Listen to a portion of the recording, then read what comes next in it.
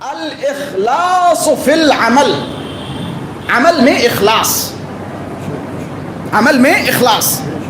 ہمارے یہاں عمل زیادہ ہے اخلاص کم ہے، عمل زیادہ ہے اخلاص کم ہے. اخلاص کسے کہتے ہیں؟ اخلاص کے اعلیٰ مراتب یہ ہیں کہ انسان تعریف کی توقع نہ رکھے. یہ اخلاق کا سب سے بڑا مرتبہ ہے کہ انسان تعریف کی توقع نہ رکھے. مثال کے طور پہ میرے ذہن میں یہ ہو کہ میں اگر اس انداز سے مجلس پڑھوں اور ایسی مجلس پڑھوں تو مجلس سے اترنے کے بعد لوگ میری واہواہی کریں گے، لوگ کہیں گے کہ جناب والا بڑا اچھا میٹر پڑھا، بڑے اچھے انداز سے پڑھا اور بڑے اچھے فضائل پڑھے اور خوب داد و تحسین ہوئی، خوب نعرے لگے. اگر میں یہ توقع رکھوں تو سمجھیے اخلاص کی کیٹیگری سے الگ ہو گیا. اور یہ وہ تحفہ ہے کہ جس کی ضرورت سب سے زیادہ پل صراط پہ پڑے گی. الاخلاص فی العمل. بعض اوقات ہوتا ہے، میں صرف اور صرف ادھر ادھر کی مثالیں دوں گا تاکہ آپ لوگ اپنے اپنے حساب سے باتوں تک پہنچیے گا. آیت اللہ مجتہدی تہرانی فرمایا کرتے تھے کہ بعض اوقات ہوتا یہ ہے کہ ہم بیان کرنا چاہتے ہیں لیکن اپنے اخلاص پہ پانی پھیر لیتے.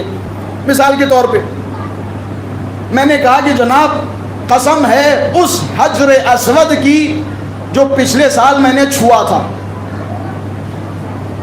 مطلب یہ نہیں کہ میں حجر اسود کی قسم کھا رہا ہوں، مطلب یہ کہ میں بتانا چاہ رہا ہوں کہ میں عمرہ کر کے آیا ہوں. فار ایگزامپل، مثال کے طور پہ میں نے پانی مانگا، آپ نے پانی لانے میں تاخیر کی. میں نے کہا آپ کو پتہ ہے صبح صبح جب نماز شب کے لیے اٹھو تو کتنی پیاس لگتی ہے. یا پانی کی تشنگی کی طرف اشارہ نہیں ہے بلکہ بتانا یہ چاہ رہے ہیں کہ جناب والا ہم نماز شب پڑھتے ہیں. بعض اوقات ہوتا ہے ہم ممبر پہ آتے ہیں تو ہم کہتے ہیں جناب ہم فلاں ملک میں گئے تھے، فلاں ملک میں ایک بندے خدا ملا تھا. تو وہ بندے خدا ملا تھا اس کو بیان کرنا مقصد نہیں ہے، بتانا یہ مقصد ہے کہ جناب ہم بھی لندن و امریکہ جاتے ہیں. ٹھیک ہے، تو اس طرح کی بہت ساری چیزیں ہیں جو انسان کے اخلاص کو 0 سناٹا کر دیتی ہیں، ختم کر دیتی ہیں اخلاص. آج کل کا اخلاص معذرت کے ساتھ آپ خود تصور کیجئے، میری باتوں کا برا مت مانیے، میں اخلاص کی بات کر رہا ہوں.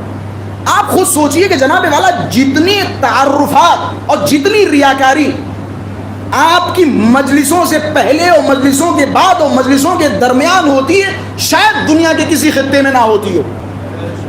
میں یہاں کی بات نہیں کر رہا ہوں، معذرت چاہ رہا ہوں، لیکن میں بہت ساری جگہوں پہ جاتا ہوں، ایک ناظم مثال کے طور پہ مجھے بلاتے ہوئے یہ صاحب و فلاں صاحب و فلاں صاحب و فلاں صاحب، ایک لمبا چوڑا ایک دوسرے کی تعریفات، ایک دوسرے کے تعارفات کتنے لمبے چوڑے ہوتے ہیں.